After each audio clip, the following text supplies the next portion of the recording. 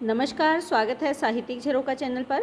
आज हम करेंगे आधुनिक हिंदी साहित्य के महत्वपूर्ण प्रश्न। देखिए, वैसे तो ये प्रश्न हम सारे कर चुके हैं, लेकिन फिर भी कुछ स्टूडेंट्स ऐसे हैं जो ये चाहते हैं कि मैं आधुनिक हिंदी साहित्य से जुड़े हुए जो छोटे प्रश्न हैं वो आपको करवाऊँ।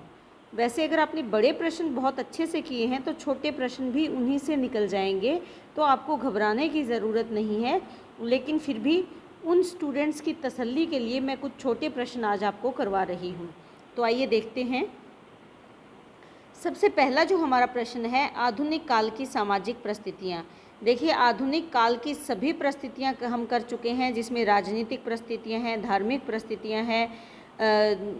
ये पूछा गया है सामाजिक परिस्थितियों के बारे में, यानी आधुनिक काल के समाज की परिस्थितियाँ कैसी थी। आप इसे अगर 8 नंबर के लिए करेंगे तो आपको राजनीतिक, सामाजिक, धार्मिक, जो साहित्यिक, वो सभी परिस्थितियाँ करनी पड़ेंगी।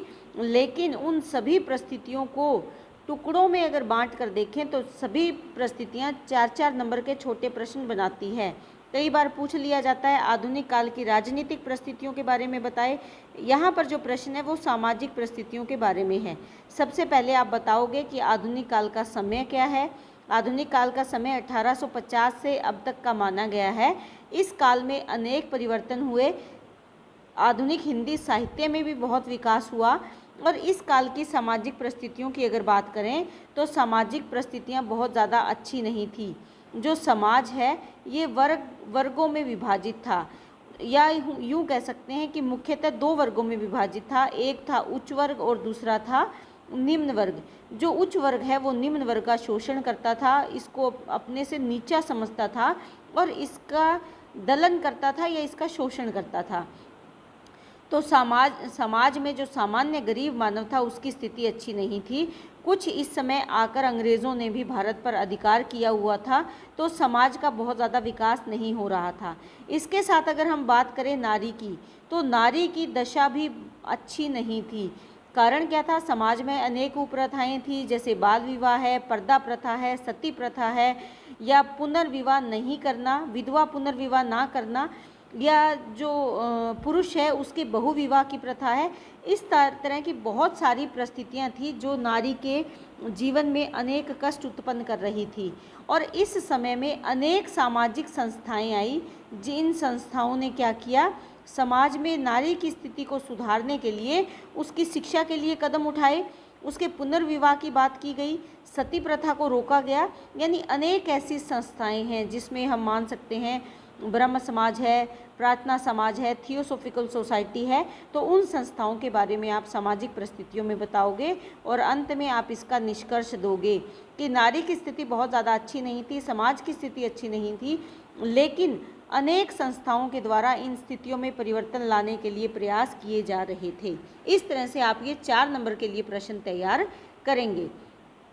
इसके बाद जो दूसरा प्रश्न है वो है हिंदी उपन्यास का उद्भव और विकास। देखिए, हिंदी उपन्यास हमारी भारतीय साहित्य परंपरा में नहीं है।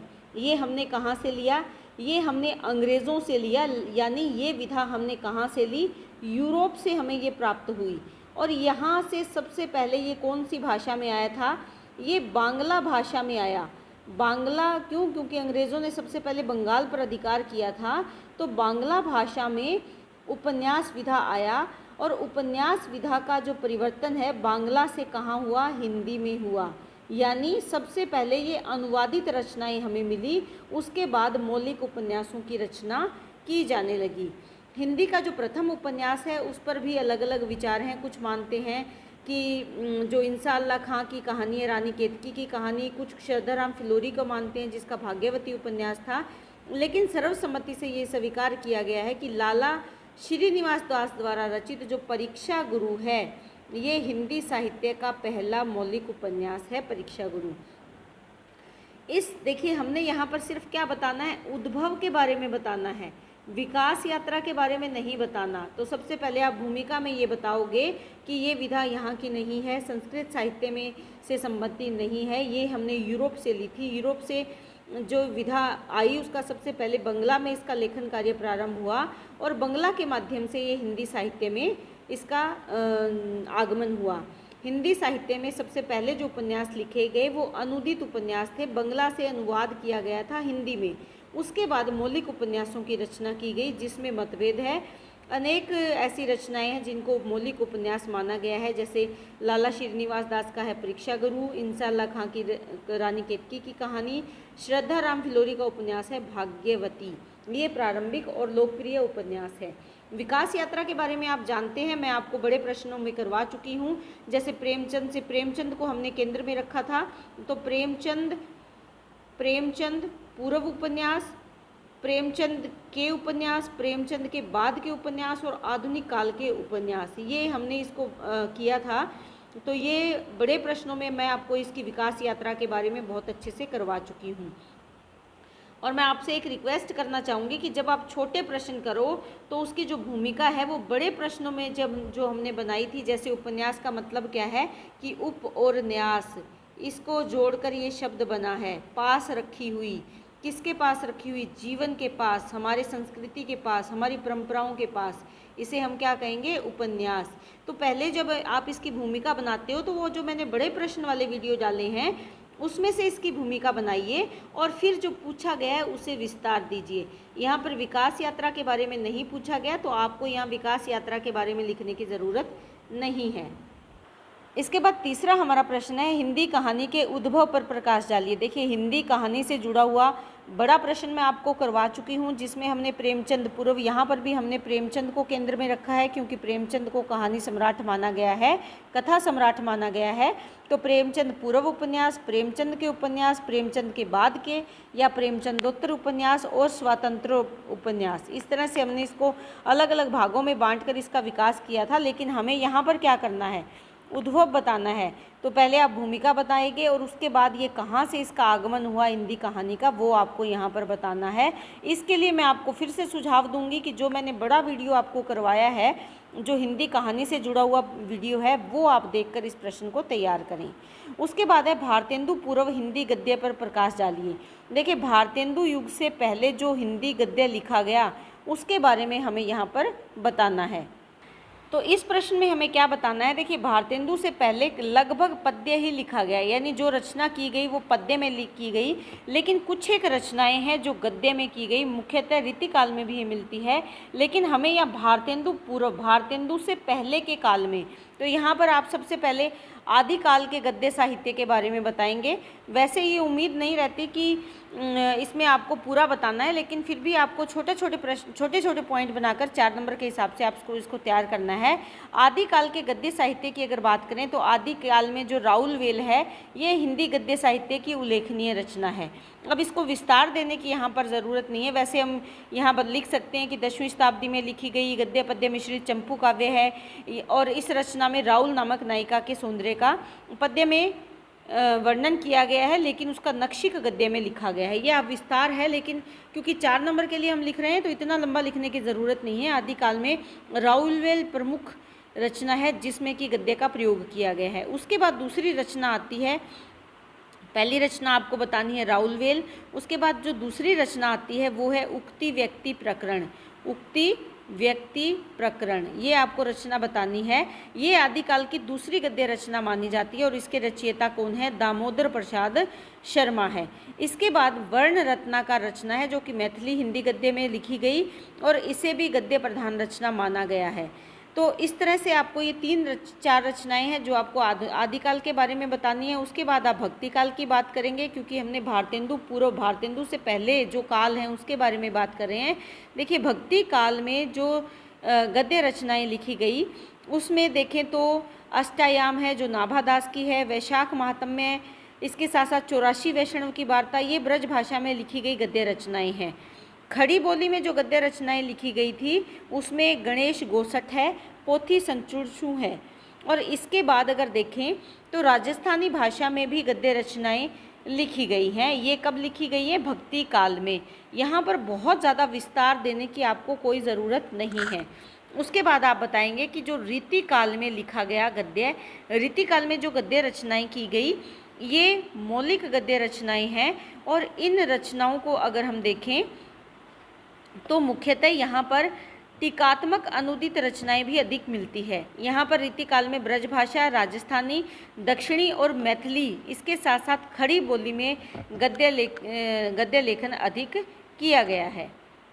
रीतिकाल के बाद आ जाते हैं खड़ी बोली में हिंदी गद्य। देखिए, खड़ी बोली में हिंदी गद्य की जो प्रथम रचना मानी जाती है वो चंद छंद वर्णन की महिमा मानी जाती है। ये प्रथम रचना है जो चंद छंद वर्णन की महिमा, ये हिंदी गद्य खड़ी बोली की प्रथम रचना मानी जाती है। और इसके रचयिता कौन है? गंग भाट है, जो अकबर के दरबारी कवि थे। ब्रज भाषा में भी अनेक गद्य रचनाएं की गई, जिसमें भाषा योग विशिष्ट है, या इसमें जैन पद्म पुराण मान सकते हैं। अंग्रेजों के शासन के पश्चात भी हिंदी गद्य में सबसे ज़्यादा विकास हुआ। क्यों? क्योंकि हमने अंग्रेज़ों से अनेक विधाएं प्राप्त की। इसके साथ साथ 18वीं शताब्दी में, 1800 ईस्वी में फोर्ट विलियम कॉलेज की स्थापना हुई थी, जिससे कि हिंदी गद्य का बहुत ज़्यादा विकास हो पाया था। इस काल में सबसे ज़्यादा जो योगदान दिया वो मुंशी सदासुख लाल है, इंसा अल्लाह खां है, लल्लू लाल है और शदल मिश्र का योगदान विशेष रूप से रहा। इसके साथ साथ जो बाद में ईसाई धर्म का प्रचार प्रसार हुआ आधुनिक काल में, उससे भी हिंदी गद्य का विकास हुआ। तो ये कब हुआ? ये भारतेंदु से पूर्व, क्योंकि देखिए फोर्ट विलियम कॉलेज की स्थापना मैंने आपको कब बताई है? 1800। तो 1850 से हम भारतेंदु युग मानते हैं, तो 1800 के आसपास भी हिंदी गद्य में विकास हुआ। किसके कारण? फोर्ट विलियम कॉलेज की स्थापना के कारण। और मुंशी सदासुख लाल, इंसा अल्लाह खां, लल्लू लाल और शदल मिश्र ने इस कार्य को बहुत बखूबी निभाया। किस कार्य को? हिंदी गद्य के विकास में अपना विशेष योगदान इन्होंने दिया है। इसके बाद अनेक ऐसी संस्थाएं आई जिससे कि इस विधा को बहुत ज़्यादा, या इस लेखन पद्धति को बहुत ज़्यादा विकसित करने में सहयोग प्राप्त हुआ। तो ये भारतेंदु पूर्व बताना है, लेकिन बहुत ज़्यादा विस्तार से नहीं बताना, बहुत ही थोड़ी थोड़ी चीज़ें बतानी है जो कि महत्वपूर्ण है। इसके बाद जो प्रश्न है, नाटक और एकांकी का अंतर स्पष्ट कीजिए। महत्वपूर्ण प्रश्न है, कई बार पेपरों में पूछा जा चुका है। देखिए, वैसे देखा जाए तो दोनों एक ही समान है। क्यों? क्योंकि दोनों के तत्व एक ही हैं। जैसे कथानक क्या है, संवाद योजना है, पात्रों की संख्या है, सभी के तत्व एक हैं, लेकिन स्वरूप में थोड़ा परिवर्तन हो जाता है। जो नाटक है ये विस्तृत रचना है, एकांकी है ये एक अंक यानी नाटक का बहुत ही लघु रूप है। तो दोनों में वस्तुतः अंतर है। इस अंतर को देखने के लिए हम मान सकते हैं कि जो नाटक है इसमें जीवन के विस्तृत रूप का वर्णन किया जाता है, जबकि एकांकी में जीवन के किसी एक अंग का, किसी एक पक्ष का वर्णन किया जाता है। उसके बाद अगर देखें तो जो नाटक है ये जटिल है, जबकि एकांकी बहुत ही सरल है। इसमें जीवन के अनेक पहलुओं का चित्रण किया जाता है नाटक में, लेकिन एकांकी में ऐसा नहीं है। नाटक में अनेक मोड़ आते हैं, जीवन की अनेक घटनाएं आती है, दुख सुख का वर्णन रहता है, लेकिन एकांकी किसी एक भाव को आधार बनाकर एकांकी की रचना की जाती है। इसके बाद अगर देखें तो नाटक एक विस्तृत रचना है, जबकि एकांकी विस्तृत रचना नहीं है। नाटक में पात्रों की संख्या बहुत अधिक हो सकती है, यानी जो नाटक है इसमें पात्रों की संख्या एकांकी से ज़्यादा होती है, जबकि एकांकी में पात्रों की संख्या बहुत ही सीमित होती है। एकांकी में समय की अगर बात करें तो इसमें समय थोड़ा होता है, जैसे एक दिन का, कुछ घंटों का, लेकिन नाटक में संपूर्ण जीवन का चित्रण भी रहता है। एकांकी की गति तीव्र होती है, यानी ये तीव्रता से आगे बढ़ती है एकांकी और पूर्णता प्राप्त करती है, जबकि नाटक धीरे धीरे आगे बढ़कर पूर्णता को प्राप्त करता है। एकांकी की अगर हम मंच पर बात करें तो ये लगभग 15 मिनट से 1 घंटे का समय रहता है, लेकिन नाटक में ऐसा नहीं है। 2 ढाई से 3 घंटे तक का समय नाटक का रहता है। एकांकी संक्षिप्त होती है, जबकि नाटक विस्तृत होता है। ये आप ध्यान में रखेंगे। या यूँ कह सकते हैं कवि के शब्दों में या लेखक के शब्दों में कि जो एकांकी है ये उस छोटे बादल के समान है जो बरसकर केवल एक क्षेत्र को प्रभावित करती है, लेकिन जो नाटक है ये उन बादलों के समान है जो संपूर्ण आकाश को ढक लेते हैं, विस्तृत हो जाते हैं और अपना प्रभाव, अपना अस्तित्व छोड़ते हैं अपनी गर्जन के साथ, अपनी बारिश के साथ, यानी सबको प्रभावित करते हैं। यही एक मूल अंतर है इनमें। अगर देखें तो कि नाटक और एकांकी, नाटक एक विस्तार घटनाक्रम को बताती है, जबकि एकांकी में घटनाक्रम बहुत ही सीमित या कुछ घंटों का होता है। इसके बाद है प्रेमचंद के उपन्यास। देखिए प्रेमचंद तो उपन्यास सम्राट भी माने गए हैं। प्रेमचंद के उपन्यासों के बारे में आपको बताना है कि इन्होंने किस तरह से समाज का यथार्थ चित्रण किया है, किस तरह से समाज की समस्याओं को उठाया है, यानी क्या क्या विषय इनके रहे हैं। ये मैं बहुत अच्छे से आपको जो हमने बड़े प्रश्न किए थे उसमें करवा चुकी हूँ। आप उसमें प्रेमचंद से पूर्व, प्रेमचंद के बाद ये नहीं करेंगे, केवल इसमें आपको सिर्फ प्रेमचंद युग के उपन्यासों को करना है। शुक्लोत्तर हिंदी निबंध की विकास यात्रा। देखिए जो शुक्लोत्तर यानी शुक्ल जी के बाद का जो युग है उसमें हिंदी निबंध की विकास यात्रा को बताना है यहाँ पर। तो यहाँ एक छोटा सा परिचय बनाएंगे आप, और उसके बाद आप बताएंगे कि शुक्ल युग के बाद हिंदी के निबंधों का विकास कैसे हुआ, क्योंकि इस समय में अनेक पत्र पत्रिकाएं आ गई थी, जिससे कि निबंध साहित्य को विकसित करने में बहुत बड़ा योगदान इन पत्र पत्रिकाओं ने दिया था। इस काल के जो प्रमुख निबंधकार है उसमें आप जैनेन्द्र का नाम दे सकते हैं, शांतिप्रिय द्विवेदी का नाम दे सकते हैं, हजारी प्रसाद द्विवेदी, राहुल सांकरेतायन, रामविलास शर्मा, महादेवी वर्मा, नंदुलाल वाजपेयी, डॉक्टर नगेंद्र, डॉक्टर विनय मोहन शर्मा, धर्मवीर भारती, विद्यानिवास मिश्र आदि के नाम यहाँ पर दे सकते हैं। इस काल के निबंधों की मुख्य विशेषताएं हैं कि इसमें विचारात्मक निबंध लिखे गए, गंभीर अध्ययन किया गया और मौलिक चिंतन को आधार बनाकर निबंधों की रचना की गई। इस काल के जो निबंध हैं वो संवेदनशील है और परिष्कृत चेतना पर आधारित इनके निबंध है। संस्कृति के प्रति प्रेम, देश के प्रति प्रेम और इसके साथ साथ साहित्य, दर्शन और विज्ञान आदि विषयों को आधार बनाकर निबंध लिखे गए हैं। संस्मरणात्मक निबंधों में महादेवी वर्मा का नाम सर्वप्रमुख लिया जा सकता है। तो इस तरह से अगर देखें तो इस काल में यानी शुक्ल जी के बाद में निबंध साहित्य ने बहुत ही ज़्यादा विकास किया है। तो इसमें सबसे पहले आप भूमिका बना देंगे, उसके बाद प्रमुख निबंधकारों के बारे में आप बताएंगे, और उसके पश्चात इन निबंधों की क्या खासियत है, किन विषयों को आधार बनाकर निबंध लिखे गए, वो बताकर अंत में इसका निष्कर्ष देंगे। इस प्रकार छोटा सा प्रश्न लेकिन बहुत ही सुंदर प्रश्न आपको तैयार करना है 4 नंबर के लिए। देखिए प्रेमचंदोत्तर युग के उपन्यासों का परिचय 8वां हमारा प्रश्न है। प्रेमचंद युग के उपन्यास अगर आपने कर लिए हैं तो प्रेमचंद युग के बाद के जो युग है उसमें उपन्यास कैसे थे, प्रेमचंदोत्तर यानी प्रेमचंद के बाद। देखिए सबसे पहले तो आप यहाँ पर उपन्यास का परिचय देंगे। उपन्यास के परिचय के पश्चात आप बताएंगे कि इस काल में किन किन विषयों को आधार बनाकर उपन्यास लिखे गए। सामाजिक उपन्यास लिखे गए, ऐतिहासिक उपन्यास लिखे गए, मनोवैज्ञानिक उपन्यास लिखे गए, आंचलिक उपन्यास लिखे गए।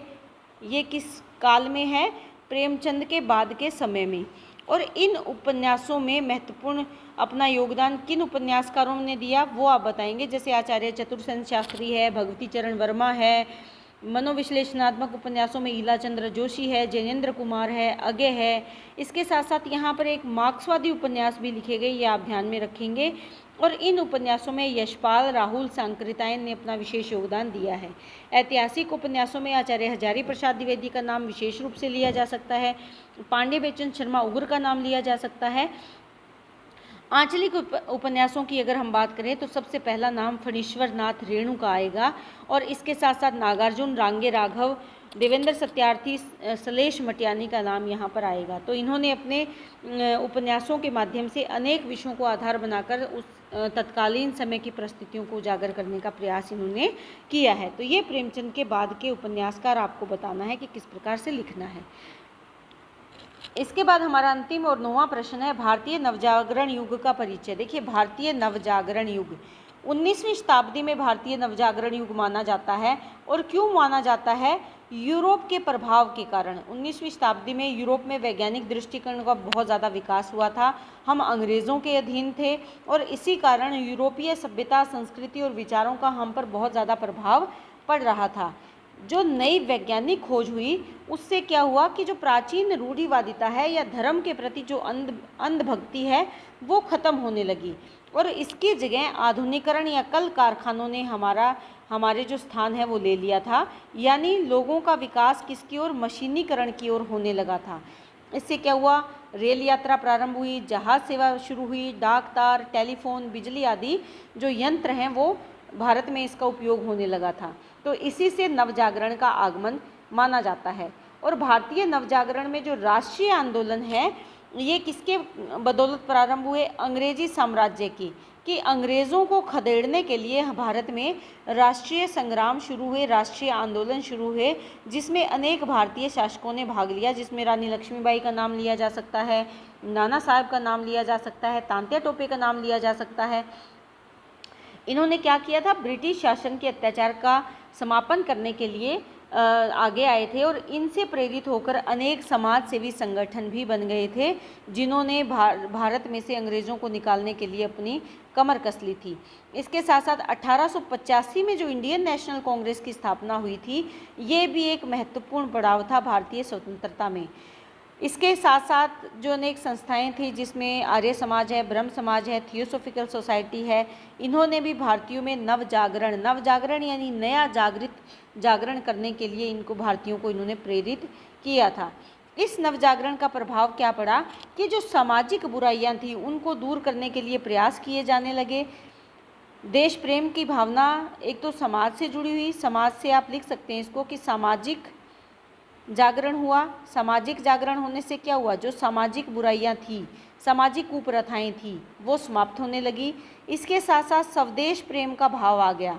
देखिए, इसमें ये भी पूछा जा सकता है कि आधुनिक काल में कौन कौन सी काव्य धाराएं चली या किन विचारों को आधार बनाकर साहित्य की रचना की गई। तो सामाजिक विचारधाराओं को आधार बनाकर, स्वदेश प्रेम या राष्ट्रीय प्रेम को आधार बनाकर, इनसे क्या हुआ कि भारत में नव जागरण और ज़्यादा तीव्र हो गया, तेज हो गया, और इसी के परिणाम स्वरूप हमें स्वतंत्रता भी प्राप्त हुई। और भारतवासियों को जो ये स्वतंत्रता मिली, इससे समाज उपयोगी हिंदी साहित्य की रचना प्रारंभ हुई। यानी इन परिस्थितियों से प्रभावित होकर ऐसे साहित्य की रचना की जाने लगी जिससे कि समाज का विकास हो सके, समाज उनको पढ़कर प्रेरणा प्राप्त कर सके और अपनी जो विपरीत परिस्थितियां हैं उनको अपने अनुकूल परिवर्तित कर सके। तो भारतीय नवजागरण में आपको यही बताना है कि ये यूरोप से प्रभावित विचारधारा है और यूरोप से प्रभावित होकर भारत में लोगों को कैसे वो जागरूक हुए, कैसे परिस्थितियों में परिवर्तन आया, वो आपको इसमें बताना है। तो ये आज के हमारे प्रश्न थे। 9 प्रश्न हमने किए और इन्हीं प्रश्नों को बार बार पूछा जाता है, तो इसलिए आप इनको बहुत ध्यान से करें। बड़े प्रश्नों में मैं करवा चुकी हूँ सभी टॉपिक, लेकिन फिर भी कुछ स्टूडेंट्स की संतुष्टि के लिए मैं ये वीडियो डाल रही हूँ, तो उम्मीद करती हूँ कि ये आपके लिए उपयोगी सिद्ध होगा। इसी के साथ बहुत ढेर सारी शुभकामनाएँ, क्योंकि आपके एग्ज़ाम बहुत ज़्यादा नज़दीक हैं, तो खूब मन लगाकर तैयारी करें। इसी तरह जुटे रहें, पढ़ते रहें, चैनल को लाइक शेयर सब्सक्राइब करते रहें। बहुत बहुत धन्यवाद।